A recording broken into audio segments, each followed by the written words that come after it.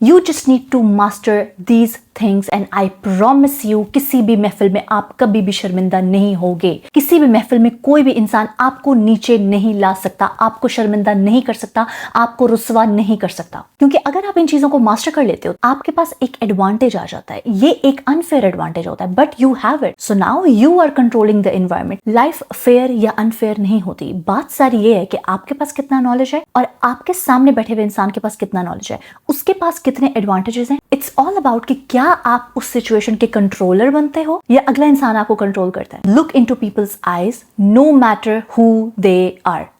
आंखों में आंखें डाल के बात किया करो। ये क्या है। मुझे बड़ा अरसा हो गया किसी ऐसे इंसान से मिले हुए जिसको एक्चुअली पता होता है कि यार मेरा क्या पोस्चर है, मेरी बॉडी लैंग्वेज क्या है। Honestly these little things can affect so much on your everyday conversations. और मैं आपको बता दूं कि एवरीडे कॉन्वर्सेशंस जो हैं यही आपको अपॉर्चुनिटीज देती हैं और आपसे अपॉर्चुनिटीज छीन लेती हैं। आज के जमाने में इफ यू आर समवन जो आई कांटेक्ट करके बात करता है ना, ऑनेस्टली आपके पास ऑलरेडी एक अपर हैंड आ गया है।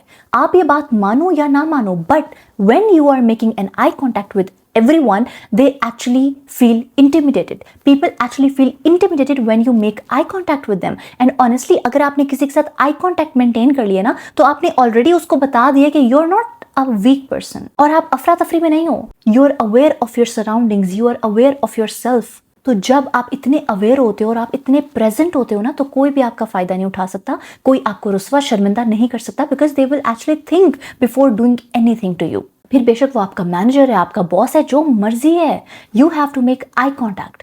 अगेन एंड अगेन मैं यही बोलती हूँ, you do not owe anyone anything nothing. जिस दिन आपको जिंदगी में ये एहसास हो गया कि you do not owe anyone anything, आपकी जिंदगी के 1000 मसले तो ऐसे ही खत्म हो जाएंगे। मसला सारा तब आता है जब हम फजूल किस्म की एक्सपेक्टेशंस अपने दिमाग के ऊपर और अपने कंधों के ऊपर बोझ बना के चलते रहते हैं। आज के जमाने में मुझे लगता है you do not even owe kindness to anyone except your parents and your siblings. अब दूसरी बात यह है कि मेरे कॉमेंट्स तुम लोगों ने भर दिए हैं कि कम्युनिकेशन कैसे बेहतर करें, हम अपना कॉन्फिडेंस कैसे बेहतर करें। मेरी बात सुनो, सबसे पहले तो स्टार्ट स्पीकिंग स्लोली। अब जैसे मैं हूं ना, मैं नेचुरली फास्ट बोलती हूँ। आई नो मेरे कमेंट्स में बहुत सारे लोग कहते हैं प्लीज आप थोड़ा आहिस्ता बोला करें, हमें समझ नहीं आती, it will make the videos better if you just speak slowly. Honestly मैं जब वीडियो स्टार्ट करती हूँ ना, मैं यही सोचती हूँ कि यार मैं थोड़ा सा आहिस्ता बोलूंगी, but then I don't know क्या हो जाता है ना, I just start speaking very very fast and that's just natural, like it comes very natural from me. But if you are someone जिसको नहीं पता कि क्या कहना है, जिसको इतनी प्रैक्टिस नहीं है कम्युनिकेशंस की, डीलिंग्स की, 10 लोगों के सामने बात करने की, अगर आपको प्रैक्टिस नहीं है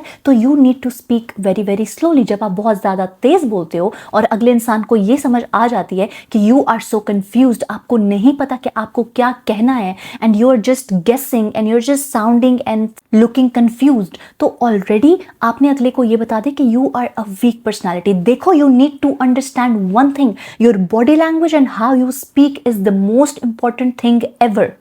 मैं यहां पर नहीं बता सकती कि ये दोनों चीजें कितनी ज्यादा इंपॉर्टेंट है। ये दोनों चीजें आपको वो अपॉर्चुनिटीज दे सकती हैं ना, जो टैलेंट भी नहीं दे सकता, जो हार्ड वर्क भी नहीं दे सकता। अगर आपके पास ये 2 क्वालिटीज हैं कि आपको पता है आपको किस टाइम पे क्या कहना है, और आपकी बॉडी लैंग्वेज, और आपको पता है कि आपने अपने आप को कैसे डील करना है, honestly you will go places. वो इंसान जो टैलेंटेड है बट उसको बोलना नहीं आता ना, वो बैठा रह जाएगा। और आप अगर उससे थोड़े से कम टैलेंटेड हो और आपको बात करनी आती है, आपको कम्युनिकेट करने आता है, आपको नेटवर्किंग करने आती है, you are gonna go places. So yes, the next time जब कोई आपसे कोई बात करेगा, you will actually stop and think and speak. You do not have to answer very very fast. लोग अगर आपको रश करने की कोशिश कर रहे हैं, you do not have to be rushed. Another thing is never appear stressed. देखो, हजारों मसले होते हैं, हजारों प्रॉब्लम्स होती हैं। मेरी सिर्फ एक थ्योरी है कि अगर आपकी जिंदगी बर्बाद भी हो गई है ना, और आप अपनी जिंदगी में सबसे बुरे फेज से चल रहे हो ना, तो आप एक अलग कमरे में रो के, पिट के, चीख के जब बाहर निकलोगे ना, तो बाहर बैठे हुए लोगों को नहीं पता चलना चाहिए कि आपकी जिंदगी में कोई मसला है। And that's all. I live by this. मैं तो ये भी कहती हूँ कि यार इवन अपने माँ बाप को भी अपना दुख ना बताओ, अपने बहन भाइयों को भी अपना दुख ना बताओ, because what's the point. I know ये थोड़ा सा टॉक्सिक साउंड कर सकता है कि यार क्या मतलब है, हम इंसान हैं, हम यहाँ पर कनेक्ट करने आए हैं, हम लोगों के साथ मिलजुल के रहने के लिए आए हैं। बट अगेन मैं ये कह रही हूँ कि when you are stressed, you do not tell other people that you are stressed. आप लोगों को नहीं चीख चीख के बता सकते हो कि आपकी जिंदगी तबाह हो रही है, आपकी जिंदगी फॉल डाउन करी है। मेरी पिछली वीडियो आप जाकर देख लो जिसमें मैंने इस पे बहुत डिटेल में बात की हुई है कि जब आप अपने जख्म खोल खोल के लोगों को दिखाते हो वैलिडेशन और सिंपैथी लेने के लिए, तो आप कभी भी हील नहीं कर पाते हो। You need to act calm, you need to look calm। लोगों को नजर आना चाहिए that you are very trustworthy, you are very calm। आप हर तरह की क्रिटिक ले लेते हो, आप हर तरह की बात को समझ लेते हो, आप हर चीज को अंडरस्टैंड कर लेते हो, आप बहुत ओवर रिएक्ट नहीं करते हो और आप एक calm इंसान हो। The more trustworthy you seem, उतनी अपॉर्चुनिटीज आपको आती हैं। आज के जमाने में this is the most important skill. You need to be empathetic and you need to be very open, you need to seem like you are a welcoming person. Another thing is कि अगर आपको पता चल गया कि आपकी एक weakness है, फॉर एग्जाम्पल अगर आपके कोई ट्रिगर पॉइंट्स हैं, ठीक है, मैं हमेशा यही बोलूंगी कि अपने ट्रिगर पॉइंट्स को कंसील करके रखो।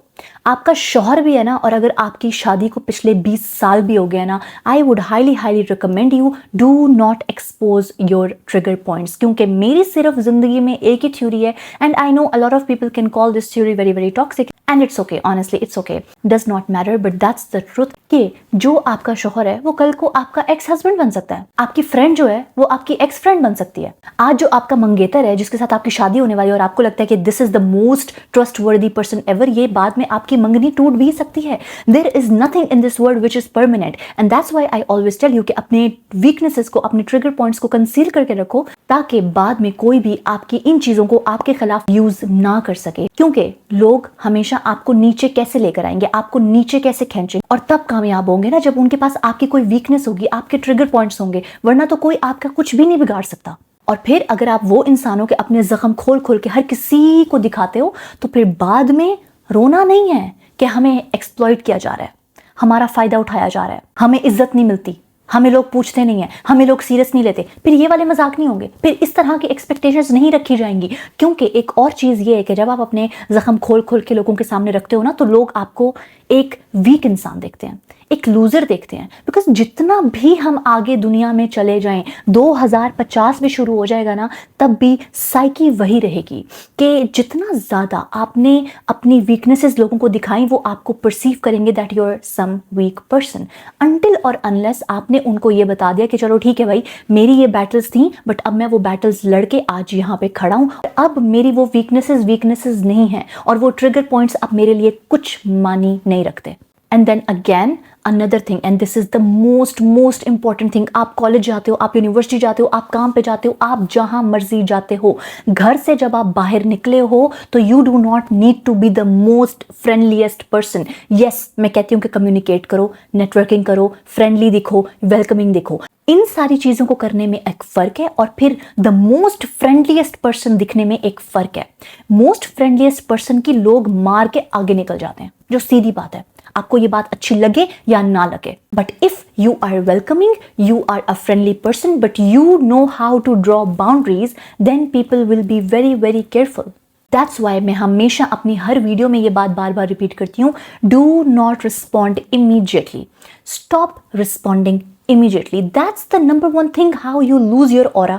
आपका ऑरा भी माइनस होता है, आप अपनी रिस्पेक्ट भी खोते हो और लोग आपको फिर सीरियस नहीं लेते। You do not have to respond immediately, wait a few seconds. किसी ने आपसे बात की, आप पहले तो उसको देखो, पहले you have to make eye contact. आप उसके सामने खड़े हो, आप आई कॉन्टैक्ट मेंटेन कर रहे हो, उसने आपसे बात की, आपने उस बात को सुना, समझा, and now you will respond very very slowly. और फिर आप देखोगे कि कितना फर्क पड़ता है आपकी कॉन्वर्जेशंस में, आपके कॉन्फिडेंस में, एवरीडे लाइफ में आपका ये बहुत बड़ा रोल प्ले करेगा। And then you do not have to be the most friendliest person बात करते हुए, you need to be cold and you need to be brief.